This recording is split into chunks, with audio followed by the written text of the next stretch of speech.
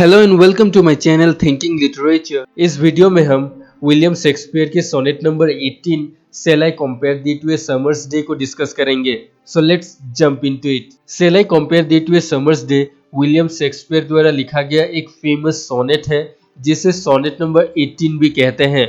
ये माना जाता है कि ये सोनेट 1590s में ही लिखा गया था, लेकिन ये पब्लिश 1609 में हुआ था। शेक्सपियर की और भी कई सोनेट्सों की तरह ये सोनेट भी नेचर ऑफ ब्यूटी और कैसे पोएट्री इस ब्यूटी को रिप्रेजेंट करती है उसके बारे में है। शेक्सपियर इस पोएम में बहुत सारे मेटाफर्स और सिमिलीज का यूज करके एक पर्सन, जिसको हम एक यंग मैन भी कह सकते हैं, उसकी प्रशंसा करते हैं। लेकिन थोड़ी ही बाद में स्पीकर खुद ये कहते हैं कि ये जो सारी मेटाफर्स और सिमिलीज हैं, ये सब उस यंग मैन की ब्यूटी को एक्सप्रेस नहीं कर सकते और हम उस यंग मैन की ब्यूटी को केवल इस पोएम के साथ ही कंपेयर कर सकते हैं। और शेक्सपियर ने ऐसा क्यों कहा है, इसके बारे में आगे हम वीडियो में डिटेल में जानेंगे। सबसे पहले हम इस सोनेट में आर्ट और इमॉर्टलिटी के थीम को समझेंगे। और शेक्सपियर की इस सोनेट नंबर 18 को लव पोएम ही माना जाता है, क्योंकि इस पोएम में जो स्पीकर होता है वो एप्रोप्रिएट मेटाफर्स और सिमिलीज ढूंढता है ताकि वो उसके बिलोवेड को उससे कंपेयर और डिस्क्राइब कर सके।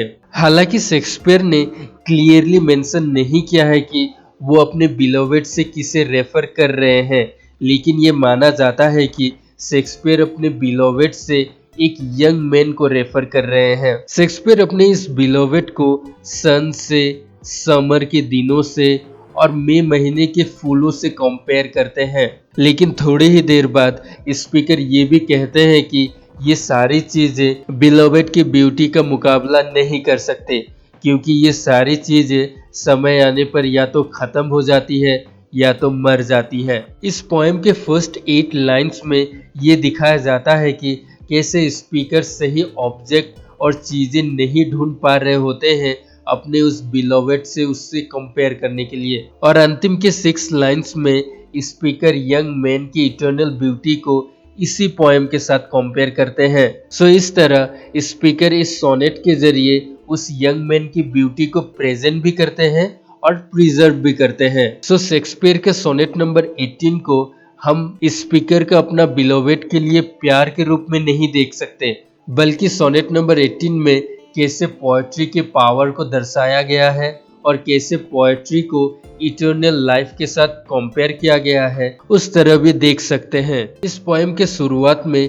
स्पीकर कई सारे सिमिलीज के साथ यंग मैन को कंपेयर करते हैं, लेकिन थोड़ी ही देर बाद स्पीकर ऐसे रीजंस भी देता है कि कैसे ये सारे सिमिलीज उस यंग मैन के ब्यूटी को जस्टिफाई नहीं कर सकते। फॉर एग्जाम्पल, अगर वो स्पीकर यंग मैन को समर्स डे के साथ कंपेयर करता है तो वो समर्स डे यंग मैन की फुल ब्यूटी को कैप्चर नहीं कर सकता, क्योंकि वो यंग मैन ज्यादा लवली और टेम्परेट है। लेकिन जैसे जैसे पोएम आगे बढ़ती है वैसे वैसे स्पीकर की ऑब्जेक्शंस भी चेंज होती रहती है और स्पीकर ये महसूस करता है कि उसने जितने भी सिमिलीज का यूज किया है उन सभी में एक चीज कॉमन है, और वो है इम्परमानेंस और decay. For example, summer season हमेशा नहीं रहता, बल्कि समय के साथ वो चला जाता है और विंटर, ऑटम ऐसे सीजन्स भी आते हैं। और उसी तरह सन भी हमेशा नहीं रहता,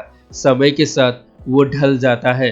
सो जितने भी मेटाफर्स और सिमिलीज का इस्तेमाल स्पीकर ने किया है वो सभी परमानेंट नहीं है, बल्कि इम्परमानेंट है। लेकिन स्पीकर इस पोएम के लाइन नंबर 9 में कहता है कि thy eternal summer shall not fade, लेकिन वो यंग मैन की ब्यूटी कभी भी खत्म या डीके नहीं होगी। और इसीलिए स्पीकर उस यंग मैन की ब्यूटी को एक ऐसी चीज के साथ कंपेयर करना चाहते हैं जो इटर्नल हो, जो कभी भी चेंज ना हो। और स्पीकर के लिए वो चीज है आर्ट। उस यंग मैन की ब्यूटी स्पीकर के लाइंस यानी इस पोएम के लाइंस की तरह इटर्नल है। समर और सन जिस तरह समय के साथ चेंज होते हैं उस तरह ये पोएम समय के साथ चेंज नहीं होगा। सो ये पोएम उस यंग मैन की इटर्नल ब्यूटी को कैप्चर कर सकता है। सो क्योंकि उस यंग मैन की ब्यूटी इस पोएम के जरिए सदियों सदियों तक जिंदा रहेगी, इसलिए